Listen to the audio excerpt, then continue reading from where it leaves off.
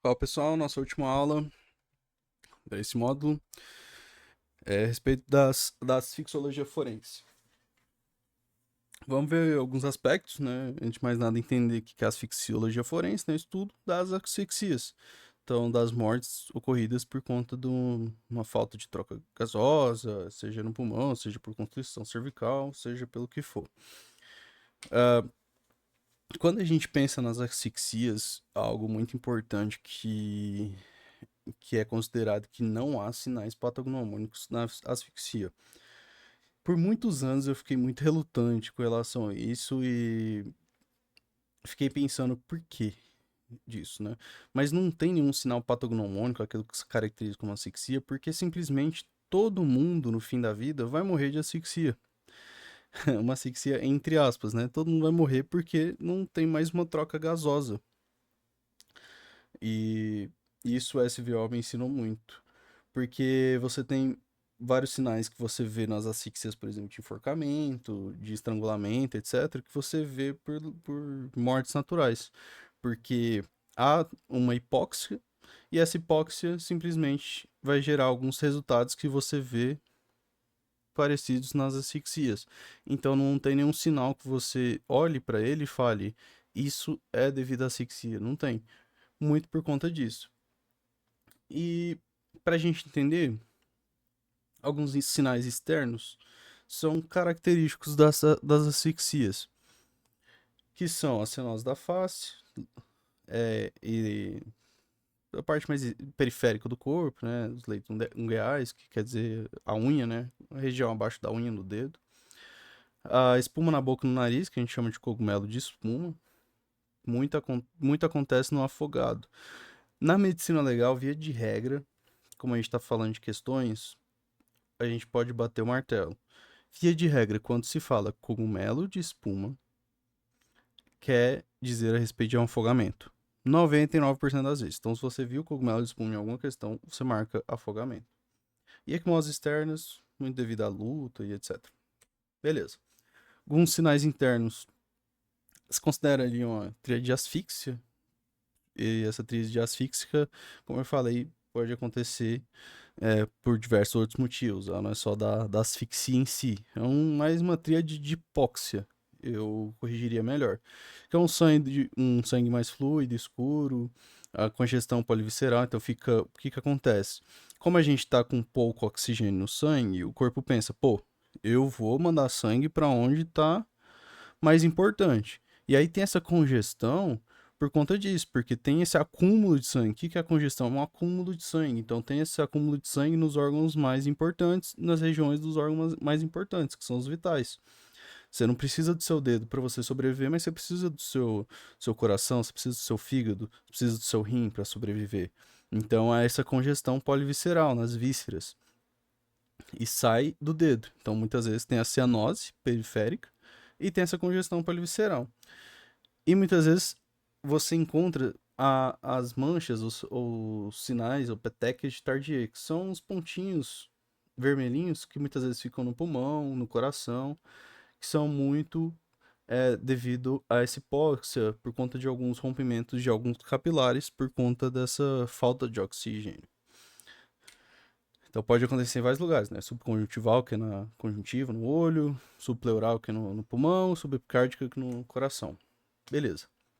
Se faz asfixia, lembrar de inspiratório, expiratório, esgotamento. Então você pensa, primeira coisa, vai ter asfixia. Você vai tentar inspirar, depois expirar, e depois você vai cansar de tentar expirar e inspirar, não vai conseguir, você vai esgotar. Então é algo bem lógico também.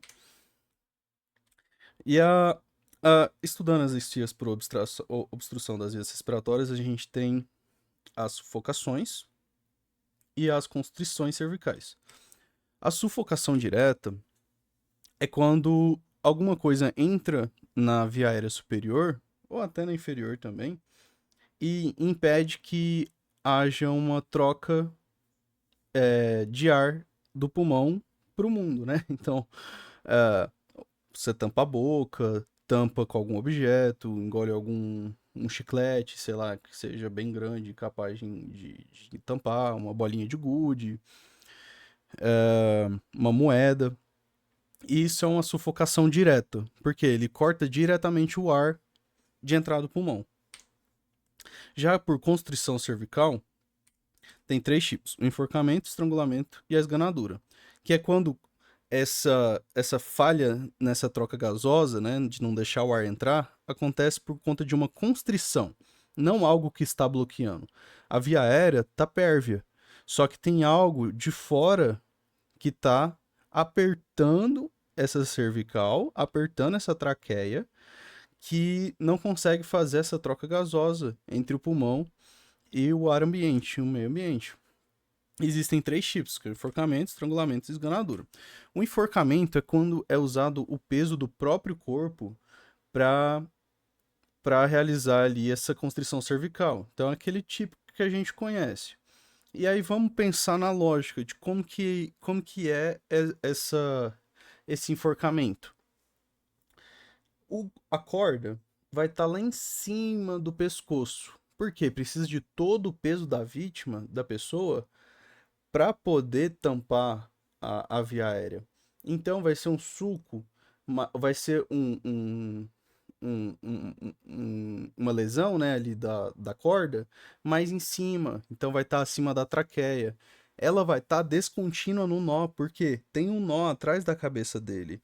E né, no nó que tem atrás da cabeça dele, não tem corda naquela região. Por isso que ele é descontínuo, porque a corda fica num segue um colar, por exemplo. Ele não é contínuo igual um colar que você coloca. Ele tem uma parte que vai ter um nó e que vai subir para poder para poder enforcar, não te enforcar não, para poder enforcar. E aí por isso que ele é tem uma característica descontínua, porque tem esse nó. Então ele não segue a volta. E ele é acima da cartilagem tireoide por conta disso. Puxa o máximo para cima, a corda, querendo ou não, ela vai para cima e o corpo vai para baixo. Então, não tem nenhuma força agindo ali além dessas duas. Então, o sulco, né? A corda, a marca da corda vai estar acima da cartilagem tireoide. Já no estrangulamento, não é assim. Por quê? Via de regra, tem alguém estrangulando. Então, enforcamento, você lembra no típico. É aquele que a pessoa geralmente é suicídio, né? Se enforca. Antigamente tinha muito por penalização e tudo mais, mas não tem ninguém ali apertando. Já no estrangulamento tem uma pessoa ou algo que tá puxando e fazendo uma força para apertar esse nó. E quando ela faz essa força, geralmente cria um colar. Cria um colar, por isso que ele é contínuo, porque ele cria como se fosse um colar, ele fica em toda a região do pescoço. Não tem nenhum nó puxando ele para cima, que tem uma parte do pescoço que não está em contato com a corda. Todo o pescoço está em contato com a corda e a pessoa, ou seja, alguma coisa tá puxando essa corda, gerando essa lesão. E aí, pela pessoa puxar, geralmente ela não vai ficar puxando para cima, ela vai puxar reto. E no que ela puxa reto, o nó, ou melhor, o sulco, ele fica abaixo da cartilagem tireoide. Então lembrar disso, no estrangulamento, como tem alguém puxando, fica abaixo da cartilagem tireoide. Enquanto no enforcamento fica acima, porque tá puxando para cima, a força vem lá de cima. No estrangulamento, a força vem no seu nível, no nível do pescoço. Então fica abaixo da cartilagem tireoide e ela é contínua porque todo o pescoço está em contato com a corda. Enquanto no enforcamento é só você pensar, a parte que está em contato com a corda é só a parte da frente do pescoço, a parte de trás não tá. Beleza.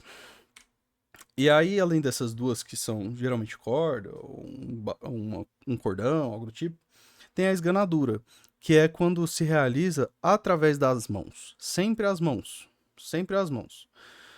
Alguns autores falam que pode ser o braço, perna, não sei o quê, mas, via de regra, para medicina legal, há muitos anos, tem considerado que a esganadura é com a mão. Então você fala que fica com aquela vontade de te esganar, tô querendo te esganar, é usando as mãos. Uh, eu gosto de lembrar o esganar de garras, né? Então, garras esganadas vem tudo de garra, garra, garra, esgar. Eu lembro desse gar. De algum motivo isso faz sentido na minha cabeça. Não sei se faz na de vocês. Mas isso acontece através das garras, né? Então as garras geram essa esganadura. E E aí, o que você vai encontrar de importante nessa lesão? Vai encontrar as unhas, né? Os leitos ungueais. Então, como você tá apertando aquilo lá com a mão, tá apertando o pescoço com a mão, a parte das unhas vai gerar uma lesão ali na região do pescoço, que é muito característica, que se chama de leitos ungueais, o sinal de leitos ungueais, que, que é devido a essa constrição do pescoço por uma outra pessoa, sempre por uma outra pessoa, e sempre homicídio. Não há suicídio nem acidente. Tipo, acidente às vezes até acontece nos casos dos 50 tons de cinzas lá, que a pessoa gosta de enforcar outra, enfim, às vezes pode acontecer por acidente, na verdade, mas é bem raro, quase não se considera. O que se considera mais a causa homicida, já a causa suicídio já é impossível de fato, não tem como uma pessoa com as próprias mãos se esganar. Mas o que você tem muito característico é essa questão dos leitos ungueais e a utilização das mãos, essa é a esganadura. E além da sufocação direta que a gente tinha visto, existe um outro tipo de sufocação que é a sufocação indireta. Na sufocação direta, você comprime, ou melhor, você oclui diretamente a via aérea, né? Com a moeda, com a bolinha de gude, essa é a sufocação direta. Ou com a mão na boca, essa é a sufocação direta. Já a sufocação indireta é quando a pessoa não consegue respirar por conta própria. Seja porque ela tá com alguma coisa em cima, seja porque ela tá com a costela quebrada. Então ela não consegue ter uma respiração adequada, e isso vai gerando uma hipóxia, e acaba gerando a morte dela por uma sufocação indireta. Então por que é indireta? Porque não tem nada ocluindo. A passagem de ar tá perfeita ali. A traqueia tá pérvia, tá tudo beleza. Só que a pessoa não consegue respirar por outro motivo, por conta da caixa torácica dela. Algum problema que aconteceu na caixa torácica dela, por exemplo, foi atropelada, quebrou algumas costelas, tenta respirar e não consegue, ocorreu uma morte por uma sufocação indireta. Ou, por exemplo, ela tá com alguma coisa em cima, tem aqueles do futebol americano, que o pessoal vai tudo em cima um do outro. E isso pode gerar uma falta de conseguir ali expandir a caixa torácica, né? Porque tem uma galera em cima do outro para comemorar. E isso pode gerar uma morte por uma lesão por sufocação indireta, por exemplo. Uma lesão não, uma sufocação indireta. Porque não consegue ter essa caixa torácica adequada para conseguir respirar. Mas lembrando que, via de regra, tá perto. E aí, quando mistura os dois, por exemplo, no soterramento, geralmente mistura os dois.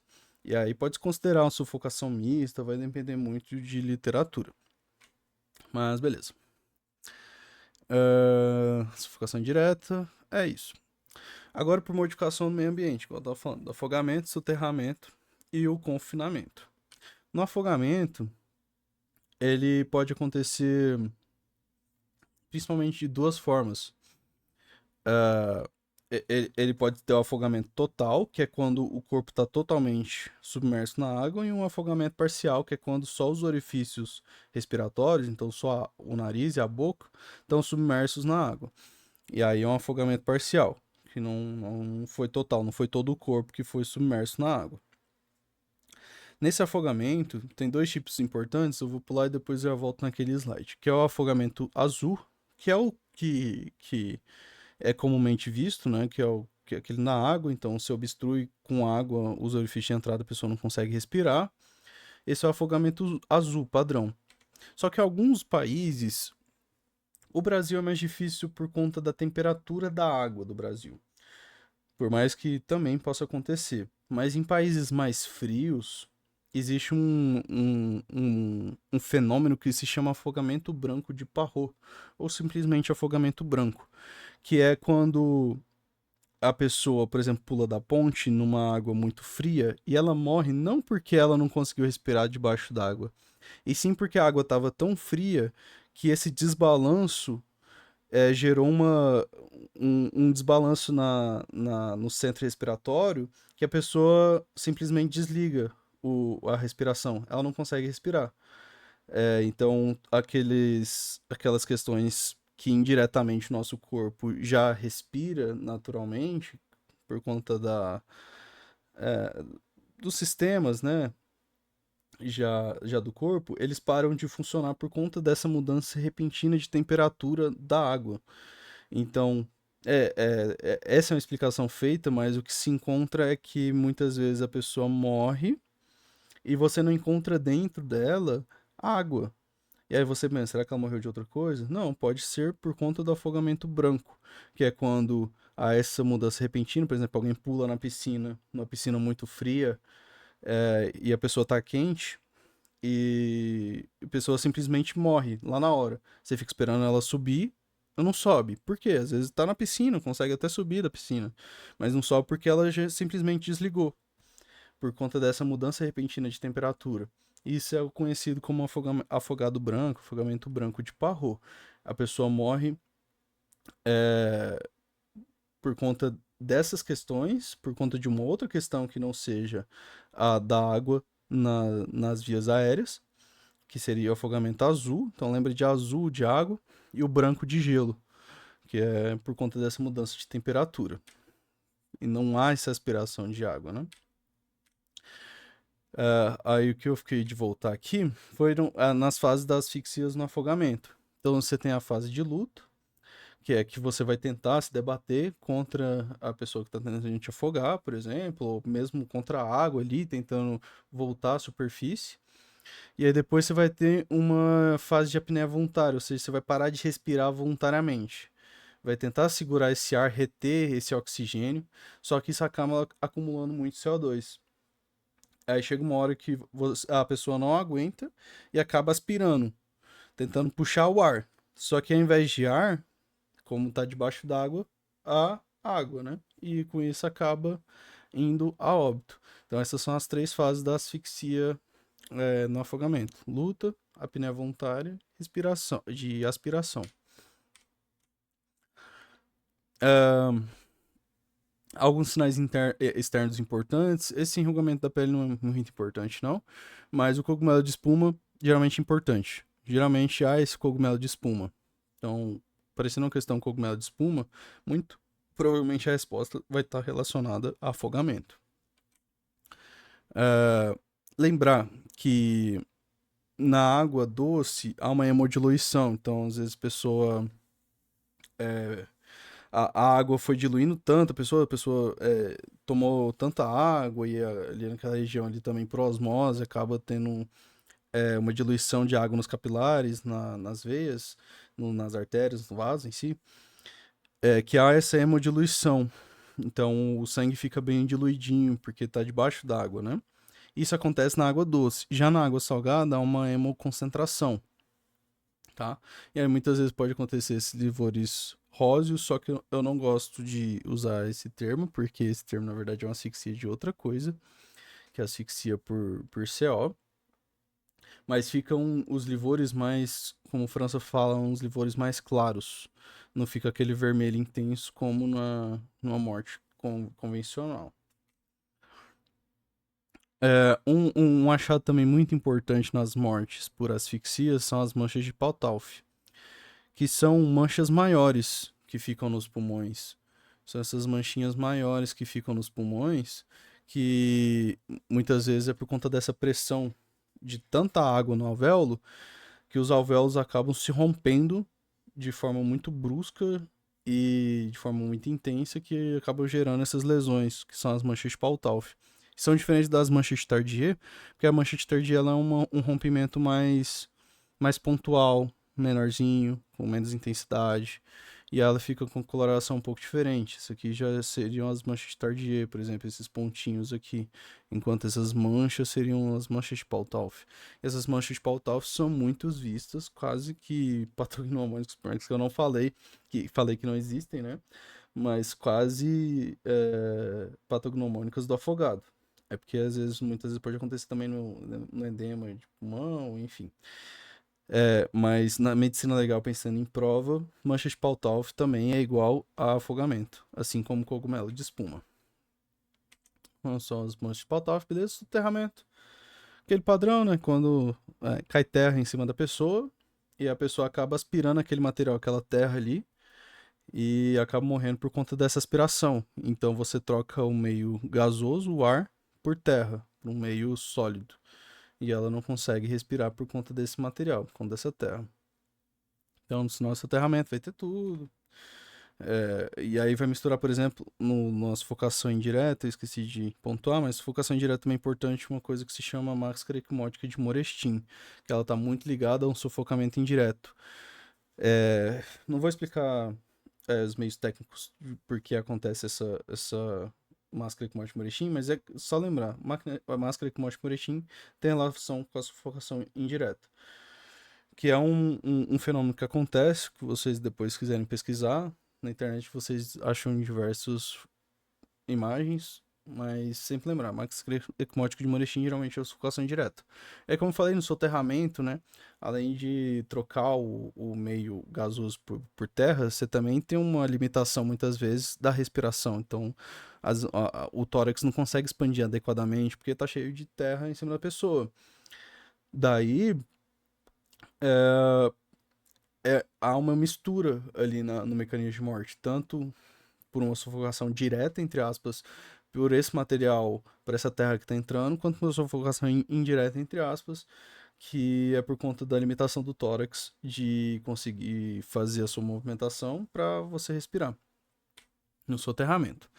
Já o confinamento é quando está num ambiente muito confinado, fechado, que não há uma troca gasosa adequada, muito mínima ou nula, e acabam morrendo decorrente disso, por conta dessa falta de oxigênio, essa falta de troca gasosa. Então, no ambiente ele tem X quantidade de oxigênio, se gastar tudo, não tem mais, e acaba morrendo por confinamento. É... E aí, assinar o monóxido de carbono também, asfixia por monóxido de carbono, né? E o que mais se considera assim para lembrar é quando tem agora sim, né, os livor o livor mais róseo, coloração rósea, né? Então tem o livor, tanto sangue, tanto o livor, ele fica mais rosado, também chamado de carmim. Então ele fica numa uma cor mais rosada quando há essa morte por monóxido de carbono. Então, via de regra, sempre falo, quando tiver uma palavra carmim, coloração rosa, por isso que eu não gostei de usar ali naquele outra questão. Uma coloração rosa, uma hipótese, um livor rosa, um livor carmim, tá muito ligado à asfixia por monóxido de carbono. Porque esse monóxido de carbono acaba se ligando na hemoglobina no lugar do oxigênio e, e gera essa asfixia por conta disso, porque, não por conta que tá faltando oxigênio, e sim porque o monóxido de carbono tá indo lá e se ligando na hemoglobina, formando a carboxihemoglobina, e não consegue ter uma troca alveolar com sangue adequada por conta disso. No mais, essa aula foi isso. É, qualquer dúvida que vocês tiverem é só me mandar, que eu tô à disposição. Valeu, pessoal!